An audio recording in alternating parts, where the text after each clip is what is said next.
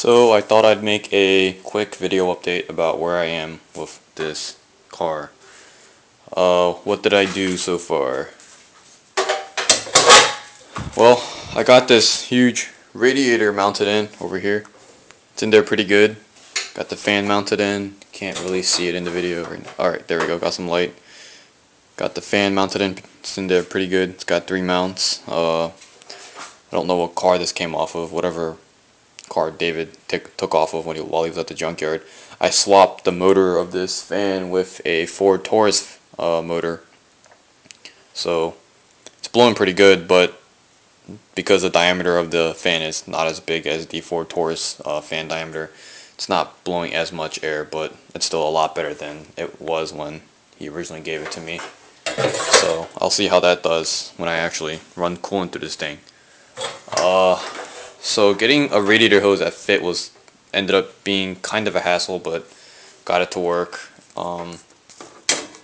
So you see this here, this elbow right here is actually 2 pieces. This hose right here is off I think a KA, stock KA upper hose, and I was able to get this thing to sit in its nice natural position.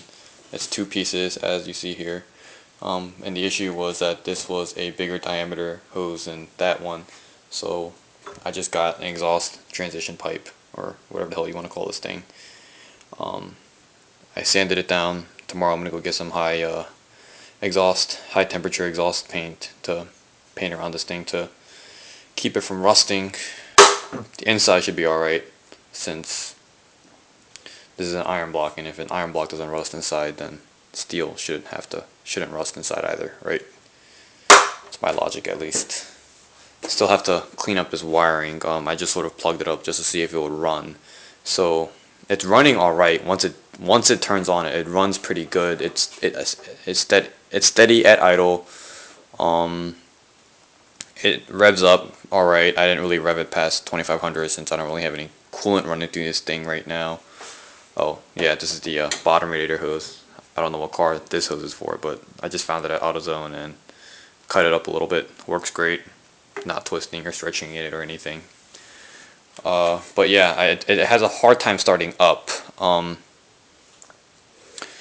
would say, like, first, the starter has a little bit of it. The starter's sticky. I cleaned it out. I think I might have to get a new one. I'm not sure. What I'm gonna do is I'm just gonna take the wires on the hot wire that goes to the solenoid and just wire it straight to the battery and see if it has that clicking issue wired straight to the battery. If it doesn't, then I'm just gonna make a push button. Because then that just means that there's some issue with the wiring in the ignition cylinder. If it does still have that clicking issue, then I might have to get a new starter. Well, I think I definitely need to get a new starter. Either that or a new solenoid in the starter. I don't really know, but maybe just get a new starter altogether. Yeah, and the other thing is, like, once the starter turns on, it sounds like it's going at a pretty decent RPM. It says 200-300 on my SAFC, so that's enough to start the car up without a problem. I think that's generally like the average RPM for a starter motor. So the issue right now is once I like turn the starter over, this thing has a hard time starting up. I had this issue before. I don't really know why. I checked spark on all my cylinders. Spark is good. I checked the compression. I had checked the compression. Compression is good on all cylinders. It's all above 160 if I remember right. Yeah, I mean, I don't see any major leaks or anything in here.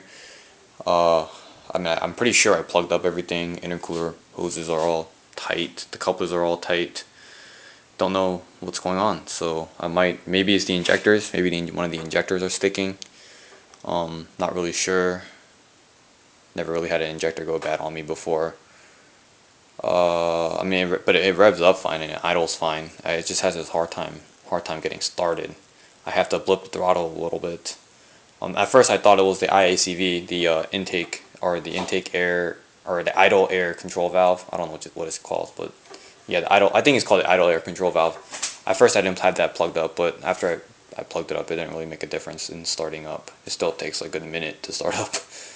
So yeah, I mean, that's where I'm at right now. I finally got power steering on this thing.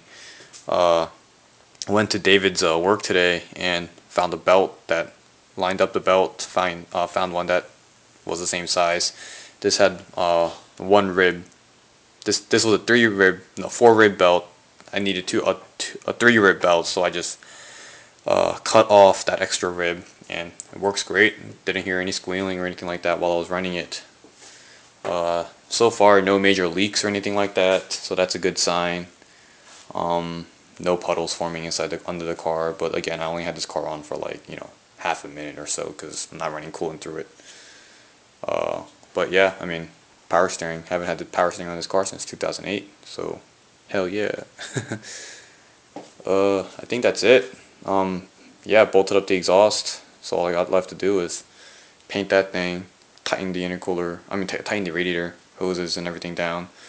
Oh yeah, I gotta weld the radiator brackets, and I'm not sure if you can see it, but if you look towards the exact, like, dead center of your screen, you should see it there with that little white sticker still on it from Home Depot.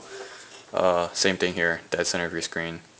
I'm gonna just weld that to the bracket that you see over there. I'm not sure if you can tell if it's a bracket or not, but the bracket right there, I'm gonna weld it in.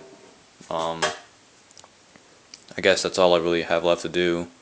Oh yeah, gotta tighten down the heater hoses. Not sure if you can see it from here. Again, dead center of your screen.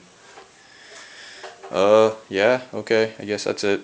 So, yeah, bye.